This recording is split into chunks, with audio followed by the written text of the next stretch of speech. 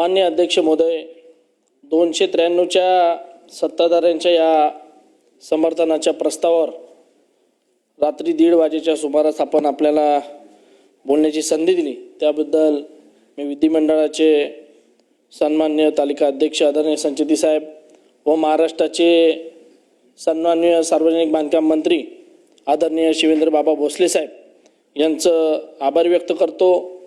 288 आमदारांच्या या पवित्र सभागृहामध्ये अधिवेशन आलं का महाराष्ट्राच्या लोकांच्या नजरा या महाराष्ट्राच्या कुठला हिताचा निर्णय या सभागृहाच्या माध्यमातून होणार आहे याच्यासाठी लक्ष देत असतात।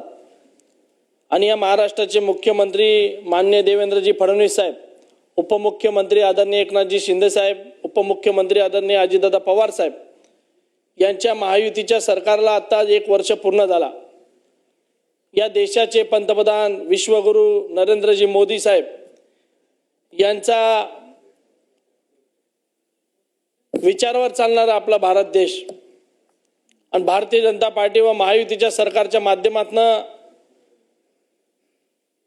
सर्वसामान्य जनता ही सुखी झाली पाहिजे या प्रगल्भ हेतूने हा संबंध भारत आणि संबंध महाराष्ट्र हा काम करतोय।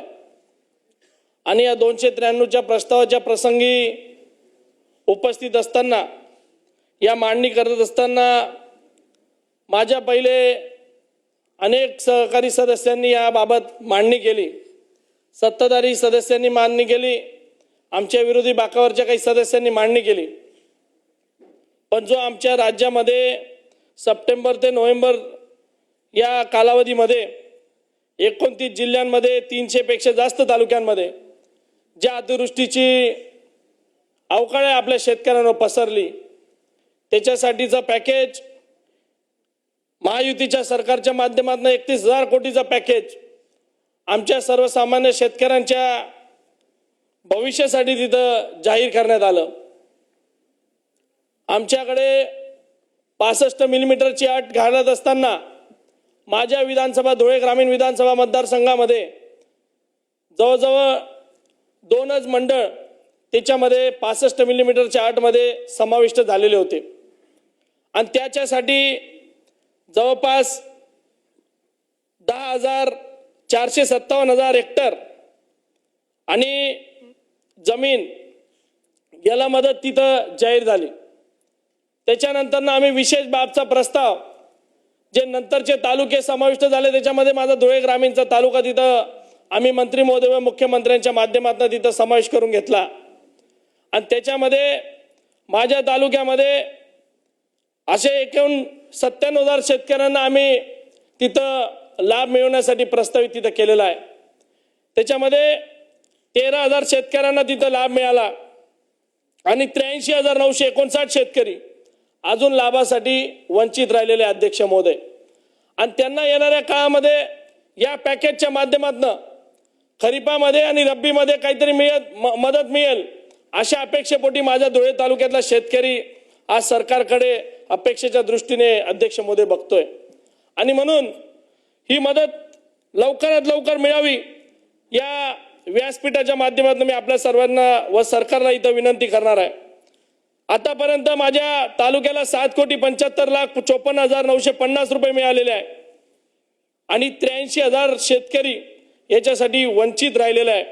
या 83,000 शेतकऱ्यांची जमीन 47,318 हेक्टर जमीन जिला अजून आपल्या मदत अजून जाहीर झालेली नाही आणि म्हणून मी सरकारला या निमित्ताने विनंती करतोय। क्रॉप कटिंगच्या माध्यमातून पीक विम्याच्या संदर्भामध्ये अनेक आमच्या सहकारी मंडळातल्या लोकांनी इथं मांडलं की पीक विमा कंपन्यांची मनमानी कारभार मागच्या काळामध्ये अनेक लोकांनी तो व्यासपीठाच्या माध्यमातून सभागृहाला अवगत करून दिला। आता कपाशीला 900 रुपयाचा पीक विमा आहे अध्यक्ष महोदय। ज्या ज्या लोकांनी कपाशीचा 900 रुपयाचा पीक विमा आमच्या तालुक्यामध्ये कपाशी व मकाचं मोठ्या प्रमाणामध्ये उत्पादन होतं त्याच्यामध्ये कपाशीला पीक विम्यामध्ये समावेश करणं जाहीर करावा व तो पीक विमा आमच्या शेतकऱ्यांना मिळावा याच्यासाठीची विनंती मी या माध्यमातून करतोय। कारण की आपण जे बघतो सरासरी उत्पन्न जो ट्रिगर पॉइंट पीक विमा मिळण्यासाठी लावलेला गेलेला आहे शासनाकडून, त्याच्यामध्ये क्रॉप कटिंग पॅटर्न आहे आणि त्या क्रॉप कटिंग पॅटर्न मध्ये आमचा धुळे तालुका 100% त्याच्यामध्ये बसतो आणि त्याच्यामधनं ही मदत तिथं मिळाली पाहिजे। सरकारच्या तर्फे जे खरेदी केंद्र चालू झालेले आहे त्याच्यामध्ये मक्याला हेक्टरी 20 क्विंटल पर्यंतची अट तिथं बांधली गेलेली आहे। ती अट 40 ते 50 क्विंटल हेक्टरी करावी अशी मागणी या निमित्ताने मी तुम्हाला या सभागृहाच्या माध्यमातून करतो। CCI केंद्र आमच्या तालुक्यामध्ये 150 गाव आहे, 4,10,000 लोकांचा माझा तालुका आहे आणि त्याच्यामध्ये फक्त एकच CCIचं केंद्र माझ्या तालुक्यामध्ये अध्यक्षमध्ये चालू आहे। ते केंद्र वाढवून 3 केंद्र तरी माझ्या तालुक्यामध्ये झाले पाहिजे, त्याचा प्रस्ताव आम्ही सरकारला त्या निमित्ताने दिलेला आहे। आपण सर्वजण बघतो या निमित्ताने सरकारला अनेक लोकांनी सांगितलं की फक्त पॅकेज जाहीर करतं, खऱ्या अर्थानं शेतकऱ्याच्या तोंडापर्यंत काय येऊ। साहेब एक मिनिट, माझा महत्वाचा विषय, मी रात्री 1:30 वाजेपर्यंत थांबलोय, तुम्ही पण थांबलेत, बरं बोला। आपण बघतो की सरकारवर अनेक लोकांनी ताशेरे ओढले। आमचे काही सहकारी मित्रांनी पण सांगितलं की शेतकऱ्यांचा अपमान सरकारच्या माध्यमातून केला जातोय। मी या सभागृहाच्या माध्यमातून सांगतो की देवेंद्र फडणवीस साहेबांच्या सरकारच्या माध्यमातून जेवढा सन्मान हा शेतकरी राजाचा झाला तेवढा कधीच आतापर्यंत या देशाला 75 वर्ष स्वातंत्र्य मिळून झाली कधीच झाला नाही। आपण बघतो आपली आई आणि आपली आजी आजोबांच्या काळामध्ये लोकांना नळीला फुंकून गॅसवर तिथं चुलीवर तिथं स्वयंपाक करावा लागायचा, गॅस डोळ्याला दिसायचा नाही। जेव्हा गॅसची योजना मोदी साहेबांच्या माध्यमातून आली तेव्हा टीका झाली की आता गरीब माणूस कुठून गॅस उपलब्ध करणार, पण शेतकऱ्यांना तिथं गोरगरीब जनतेला मोदी साहेबांच्या माध्यमातून मोफत तिथं उज्ज्वला योजनेच्या माध्यमातून गॅस उपलब्ध झाला। 3-3 वर्षाला सिलेंडर तिथं देण्यात येत आहेत आणि मोठ्या प्रमाणामध्ये सरकारला तिथं सबसिडी देण्याचं काम चालू आहे। पंतप्रधान आवास योजनेच्या माध्यमातून घरकुल देण्याचं काम चालू आहे। त्या घरकुलांवर आता आपल्या सरकारच्या माध्यमातून 50,000 रुपये वाढून अनुदान मिळणार आहे आणि त्याच्यावर तिथं सोलर लावण्याचं काम सुद्धा मोठ्या प्रमाणामध्ये येणाऱ्या काळामध्ये होणार आहे। तिथं घरकुलांना रेतीला प्रश्न तिथं मोठ्या प्रमाणामध्ये महसूल विभागाच्या माध्यमातून अडचणी निर्माण झालेल्या होत्या, आता घरकुलांना रेती तिथं महसूल विभागाच्या माध्यमातून तिथं उपलब्ध होते। पाणी पुरवठा योजनेच्या माध्यमातून जलजीवन मिशनच्या माध्यमातून अध्यक्ष महोदय मोठ्या प्रमाणामध्ये निधी या सरकारच्या माध्यमातून दिला गेला, पण त्या ठिकाणी 10% ग्रामपंचायतीचा अनुदान त्याच्यामध्ये ठेवलं म्हणून सगळ्या योजना या पाणी पुरवठा योजनाच्या अपूर्ण तिथं दिसतात। आणि मी म्हणून सांगतो की त्या 10%ची मागणी सुद्धा राज्य शासनाने राज्याच्या तिजोरीतनं करावी, म्हणजे त्या पाणी पुरवठा योजना कंप्लीट होताना आपल्याला तिथं दिसतील। अन्नधान्याच्या बाबतीमध्ये अध्यक्ष महोदय मोठ्या प्रमाणामध्ये आता मी माझ्या तालुक्यामध्ये एक काम हाती घेतोय की मोठ्या प्रमाणामध्ये आमचे रेशन कार्ड हे ऑनलाईन तिथं झालेले नाहीये, काही ऑनलाईन झालेले आहेत, पण त्या ठिकाणी नवीन सुना जर त्या घरामध्ये आल्या तर त्यांचं नाव वाढवून मिळत नाही आणि ते नाव वाढवायचं असेल तर इष्टांक तिथं वाढवून मागतात, इष्टांकाचं टार्गेट राज्य शासनाकडनं तिथं मिळत नाही। आणि म्हणून एखादी मुलगी एखादी नवीन सून जर दवाखान्यामध्ये गेली तर तिला ऑनलाईन रेशन कार्ड तिथं अध्यक्ष महोदय आयुष्यमान भारतचा लाभ असेल किंवा महात्मा फुले जीवनदायी योजनेचा आरोग्यदायी योजनेचा लाभ असेल तो मिळायसाठी त्या महिलेला बिचारीला तो ऑनलाईनचं रेशन कार्ड तिथं उपलब्ध नसतं आणि तिला राशन सुद्धा तिथं उपलब्ध होत नाही। आपण सांगतो अध्यक्ष महोदय, आपण काही लोक सदन कुटुंबामधनं येतो, पण गोरगरीब कुटुंबाच्या लोकांना त्या ठिकाणी आपण बघतो की त्यांना अन्नधान्याची इतकी नितांत गरज आहे आणि म्हणून त्यांना सुद्धा इष्टांक वाढवून माझ्या माध्यमातून मोठ्या प्रमाणामध्ये आमच्या तालुक्याला मदत करावी अशा प्रकारची विनंती करतो। भांडे आपल्या सरकारच्या माध्यमातून बांधकाम कामगारांना मोठ्या प्रमाणामध्ये तिथं भांडे उपलब्ध केले जातात, मजुरांना तिथं जेवणाची सुविधा तिथं मोठ्या प्रमाणामध्ये उपलब्ध केली जाते। शेतकरी कष्टकरी दीनदलित आदिवासींसाठी हे आपलं सरकार हे काम करत आहे।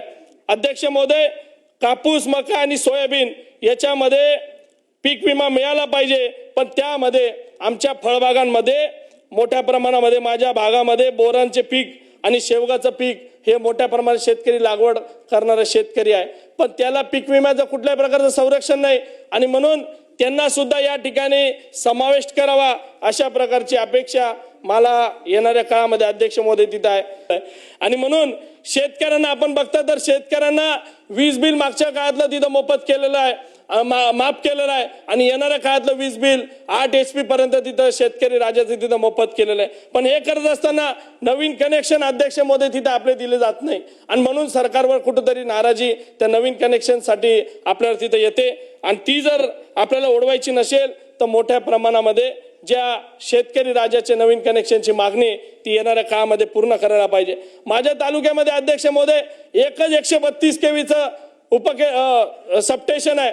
त्याच्यामध्ये आतापर्यंत 75 वर्ष या स्वातंत्र्य जाऊन आपल्या देशाला झाले, पण आमच्या धुळे तालुक्याला, धुळे जिल्ह्याला, माझ्या तालुक्याला 132 kV एकच सबस्टेशन तिथं आहे. आणि म्हणून आम्ही आता 3 सबस्टेशन नेर, बोरीस आणि शिरूरचं नवीन सबस्टेशन तिथं मोठ्या प्रमाणामध्ये आमच्या तालुक्यातल्या लोकांना जी विजेची समस्या वारंवार हेताळणी होते त्या निमित्ताने मी तिथं वागतोय. आता आमच्या वणी गावातल्या शेतकऱ्यांना अध्यक्ष महोदय नवलनगरच्या सबस्टेशनवर त्यांच्यावर गुन्हा दाखल झाला, कारण की शेतकरी राजा एवढा वैतागला होता. दिवस रात्र आधी 7 दिवस दिवसा लाईट, 7 दिवस रात्री लाईट आणि शेतात गेल्याच्या नंतरनं ती शेतकऱ्यांच्या ज्या टायमाला जे वीज दिली गेलेली असते तेव्हा ती मोटर तिथं चालत नाही आणि म्हणून उद्विग्नतेच्या भावनेतनं शेतकरी राजा जर तिथं सांगायला गेला तर अधिकाऱ्यांच्या माध्यमातून तिथं तो गुन्हा दाखल केला. अध्यक्ष महोदय तो गुन्हा देखील आपल्या माध्यमातून मागे घेण्यात यावा अशा प्रकारची सरकारला या निमित्ताने विनंती होणार आहे.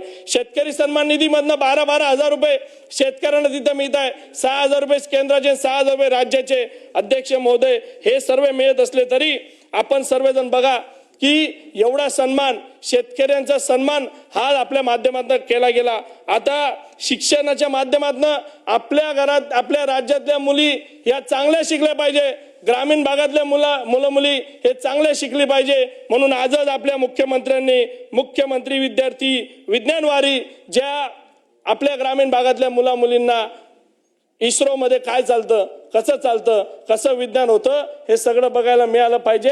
याच्यासाठी सुद्धा कळकळ आपल्या मुख्यमंत्र्यांची या निमित्ताने तिथं झालेली आहे. आज शिक्षण मुलींना तिथं मोफत देण्याचं काम, कुठलंही शिक्षण असेल, इंजिनिअरिंग असेल, फार्मसी असेल, मेडिकल असेल, सर्व प्रकारचं शिक्षण तिथं मोफत दिलं जात आहे. आरोग्य केंद्रांच्या माध्यमातून अध्यक्ष महोदय, आरोग्य विभागाच्या माध्यमातून अध्यक्ष महोदय, मागच्या काळामध्ये आमच्या लांबकानीला PSCला ग्रामीण रुग्णालयाचा दर्जा मिळाला, त्याला निधी प्राप्त झाला आणि उरलेला निधी अजून आपल्याकडे मागणी करायची आमचं काम तिथं चालू आहे. 2 ग्रामीण रुग्णालय अध्यक्ष महोदय माझ्या मतदारसंघातले अजून तिथं पेंडिंग आहे. नेर आणि बोरकुंड ग्रामीण रुग्णालयासाठी आम्ही तिथं मागणी तिथं करतोय. आपण सर्वजण बघतो की या राज्याला महसूल मंत्र्यांच्या माध्यमातून एक धोरणात्मक निर्णय, ज्या गावांना आपण गावठाण जमिनीमध्ये शेतकरी राजा आपला घर राहतो तिथं घरामध्ये राहतो त्याला स्वतःचा 7/12 तिथं उपलब्ध होत नव्हता. या देशाचे पंतप्रधान मोदी साहेबांच्या माध्यमातून स्वामित्व योजना अध्यक्ष महोदय आली. स्वामित्व योजना अशी आली की जे गावठाण जमिनी आहे तिथं सिटी सर्वेला लावून आपल्याला ते गावाच्या गावं मिळतील आणि जे लोक वर्षानुवर्ष गावठाणामध्ये राहत होते त्यांना आता सिटी सर्वेला लावण्याचं काम स्वामित्व योजनेच्या माध्यमातून झालं. पण ती स्वामित्व योजना अध्यक्ष महोदय माझ्या धुळे ग्रामीण विधानसभा मतदारसंघामध्ये फक्त 42 गावांना आता सुरू झालेली आहे. आणि म्हणून या माध्यमातून मी आपल्याला सांगतो की मोठ्या प्रमाणामध्ये काही गावं, अर्धी 42 गावांच्या व्यतिरिक्त जे माझे 150 गाव आहेत त्याच्यामध्ये 100 गावं असे सुटलेले आहेत की अर्ध गाव हे सिटी सर्वेला येतं आणि अर्ध गाव हे सरकारमध्ये येतं आणि त्याला सुद्धा सिटी सर्वेला लावून त्याला गोरगरीब शेतकऱ्याला कुठं बँकेमध्ये जाऊन कर्ज उपलब्ध करायचं असेल तर त्याला स्वतःचा हक्काचा घराचा 7/12 असला पाहिजे, त्याच्या नावाचा असला पाहिजे आणि मग तो 100% जाऊन तिथं त्याच्या पायावर उभं राहण्यासाठी तिथं काम करू शकतो. अध्यक्ष महोदय एवढं सगळं दिल्याच्या नंतरनं आज आपण बघतो आमचे जलसंपदा मंत्री गिरीश भाऊ महाजन यांच्या माध्यमातून मोठं धडाडीचं काम आमच्या उत्तर महाराष्ट्र विभागात सुरू आहे.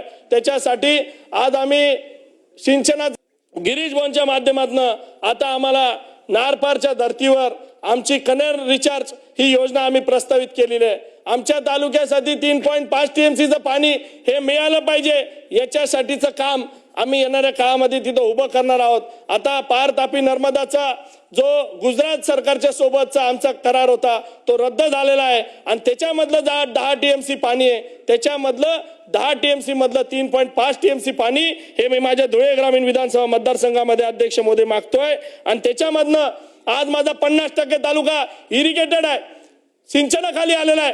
अक्कलपाडाचं धरण जरी 40 वर्ष अध्यक्ष मोदी ते पूर्ण व्हायला लागले असेल पण त्याला भारतीय जनता पार्टीच्या माध्यमातून पूर्ण करण्यासाठी 500 कोटी रुपये मागच्या काळामध्ये मुख्यमंत्री मोदींच्या माध्यमातून देण्यात आले.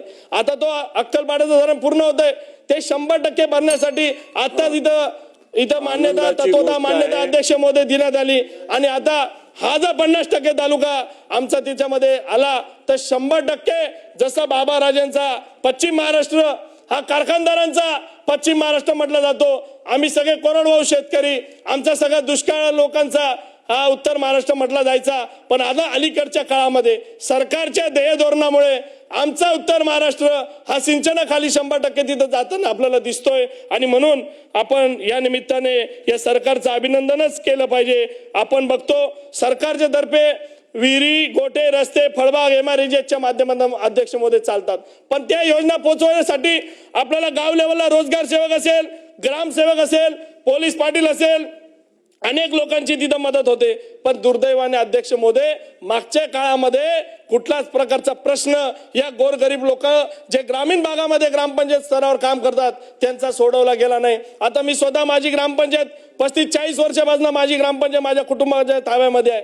पण तिथं काम करणारा रोजगार सेवक असेल तर त्याचं पेमेंट कोण करणार?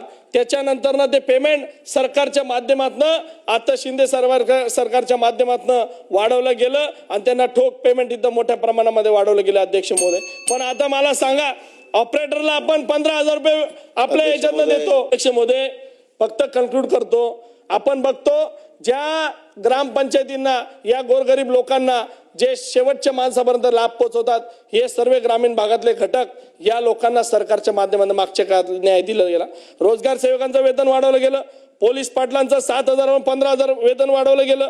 आता ग्रामपंचायत ऑपरेटरांचा प्रश्न हा ग्रामविकास मंत्र्यांच्या माध्यमातून पेंडिंग आहे, तो सुद्धा येणाऱ्या काळामध्ये सोडवला गेला पाहिजे. CSC सारखी योजना आपण तिथं संस्था नेमली, तिला आपण ग्रामपंचायतचा जिथे तिचा चेक देतो पण त्या CSCच्या माध्यमातून त्या ग्रामपंचायत ऑपरेटरला वेळोवेळी पेमेंट दिलं जात नाही, त्या मेंटेनन्सचा वेळोवेळी खर्च दिला जात नाही आणि म्हणून त्याचा अकार्यक्षमतेचा ठपका हा त्या ग्रामपंचायतीवर अध्यक्ष मोदी तिथं जो होतो. आज आपण बघतो आज एका जुन्या काळामध्ये ज्या JEच्या अंडर MSCBच्या अंडर एक JE आणि त्याच्या हाताखाली वायरमन, आता एका वायरमनकडे अध्यक्ष मोदी 5-5, 7-7 गावं तिथं दिली गेलेली आहे आणि म्हणून त्या वायरमनला सुद्धा कुठं काम करावं, कुठं फोन केल्यानंतर कुठं अवेलेबल राहावं त्याला सुद्धा प्रश्न पडलेला असतो. आणि काही वायरमन तर असं असतात की या गावाला गेलो की त्या गावाचं नाव सांगतात, त्या गावाला गेलो की या गावाचं नाव सांगतात आणि ते कुठंच नसतं अध्यक्ष महोदय. म्हणून एक गाव एक वायरमन ही बिंदू नामावली जे रोस्टर हे जुन्या काळामध्ये जे रोस्टर बांधलं गेलं ते रोस्टर बिंदू नामावली उठवून त्याच्यामध्ये दुरुस्ती आणावी आणि एक गाव एक वायरमन सुद्धा येणाऱ्या काळामध्ये अध्यक्ष मोदी तिथं सुरू करण्यात यावी.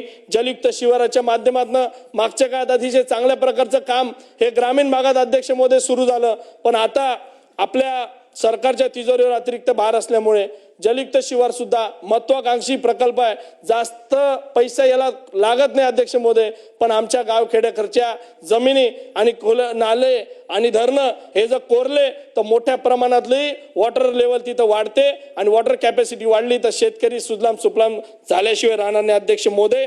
मोठ्या प्रमाणामध्ये रोजगार निर्मिती तर सोडा अध्यक्ष महोदय, काही भागामध्ये आमच्याकडे जे रोजगार होते ते तर चाटून पुसून खाल्ले गेले आणि आता विकायला सुद्धा काढले अध्यक्ष महोदय. सरकारच्या माध्यमातून याच्यावर सुद्धा येणाऱ्या काळामध्ये निर्बंध आपल्या माध्यमातून आले पाहिजे.